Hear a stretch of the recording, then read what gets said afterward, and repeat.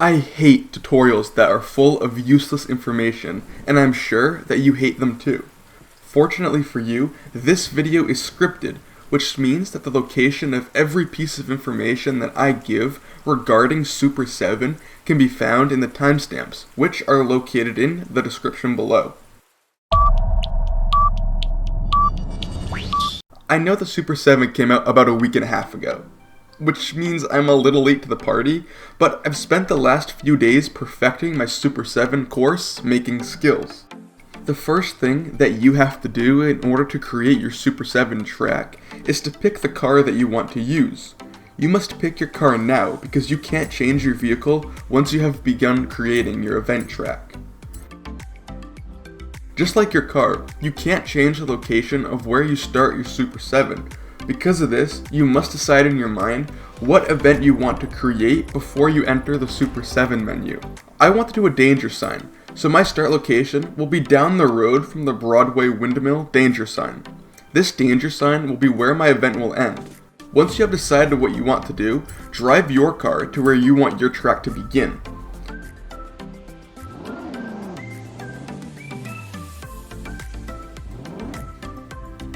Now that you've chosen your car and parked it where you want your event to start, you can begin the process of creating your unique track. To start creating, open the menu and scroll over to the tab called Horizon Super 7. Once here, on the left side of your screen, there is a widget called Create Challenge Card. Click on it. Since I told you to choose your start location and decide in your mind the event you wanted to do before opening the menu, you'll find this next step super easy. Choose what event you want to do. The danger sign that I will choose will be where my Super 7 track will end. Once I hit the jump, my challenge track will be over. Alright, so now we're looking at the challenge settings. Choose the season that you want, your time of day, and the weather. I personally like to turn traffic off because it makes building and driving my course so much easier. I also keep rewind on. This is mainly because people who will eventually drive my course won't be familiar with it, and they are bound to make some sort of mistake which they will want to use rewind for. I don't care about what camera angle people drive my course in, so I'm not going to lock the camera view. Now you face the choose music option. This is the music that the player driving your course will listen to, and it's also the music that will play while you build your track. Now because I'm uploading this video to YouTube, I'm gonna disable all the music just so I don't get any YouTube copyright infringements. You'll be teleported to your car, which is in the location you parked it before opening the Super 7 menu. Also, the season, time of day, weather, and traffic will now change due to the settings you chose when creating your Super 7 event. Once you spawn in, it's important to not move your car. Where your car is now is the location of where your Super 7 track will start. Click the button that looks like a box inside of a box in order to open the blueprint builder. Once here, click the button that has 3 horizontal dashes. This will bring you to the menu where you're able to pick and choose the objects that you want to place on your track. There are 5 categories of objects which you can choose from. Those categories are ramps, barriers, miscellaneous, festival, and stunt park. The first object that I'm going to choose is the ramp with yellow arrows on it. Now that I've clicked A on my controller and I've selected the ramp, I am able to move the object wherever I want it. Here are the controls you want to use in order to move the object into the exact location that you want. You're able to adjust the forwards, backwards, and side-to-side movement of your object with the left stick.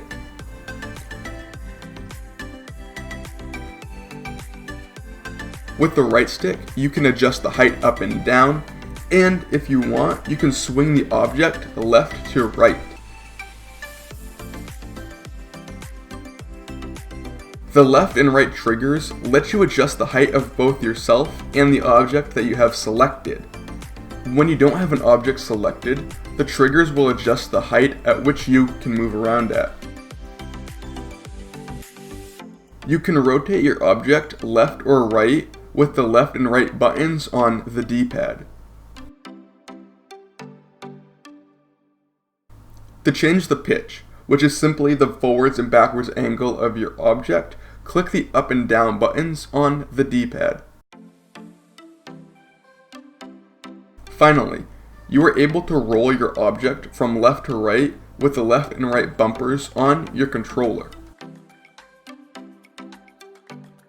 Before you start placing objects, it's important to know that you can only place so many.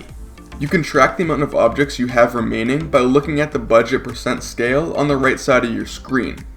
This budget thing makes no sense to me. Some massive objects don't move the scale all that much, whereas some smaller ones move the scale a couple of %. Let your creativity flow and create an awesome track. Click A to place any object in your desired spot. Forza Horizon 4 doesn't listen to gravity, and some objects can just float in the air, which I think is pretty awesome. Though I can't place your objects for you, I can give you some solid tips and advice that I think will help you create an awesome track. The first piece of advice that I can give you is that you're smarter than whoever is going to drive your track. By that I mean, you're the creator. You know exactly how much throttle is required for each section of your track. The person who's playing your track for the first time has clearly never seen it before. The player won't know how much throttle to use on each section.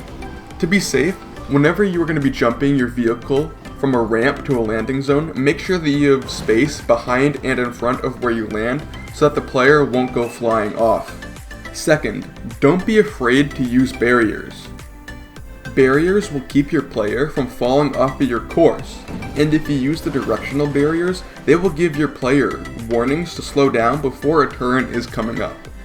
Third, test drive often. While building at any time, you can click the B button to test drive. This is important and can help you with some of your barrier placing. Pretty much the test drive portion of your build process is to make sure that your track is drivable and easy to follow. Fourth, adjust and readjust. Make sure that the transitions from one object to another are smooth. You don't want your car getting stuck because one object is higher than the other. To adjust an object that you have placed by accident, click X to delete it or edit it by clicking A. Fifth, and probably the most important piece I can share with you, is that there is a cloning button. If you are going to continually place an object at a certain position, there is no need to open the Blueprint Builder library.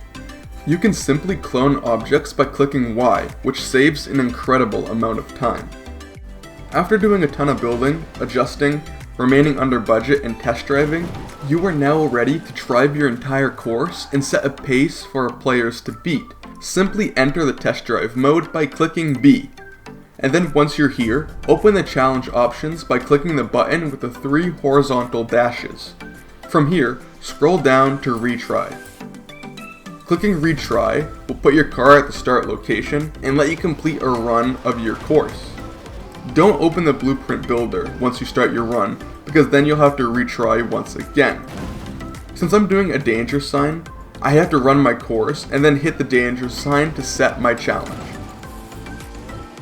Because I don't want people to get frustrated, I'm going to tap my brakes and slow down quite a bit before I hit this jump. I am doing this to make my challenge easier, so that any skill level player can complete my course. Just like that, one full attempt of my course is done. From here, I'm going to hit continue, and I'm going to give my course a name.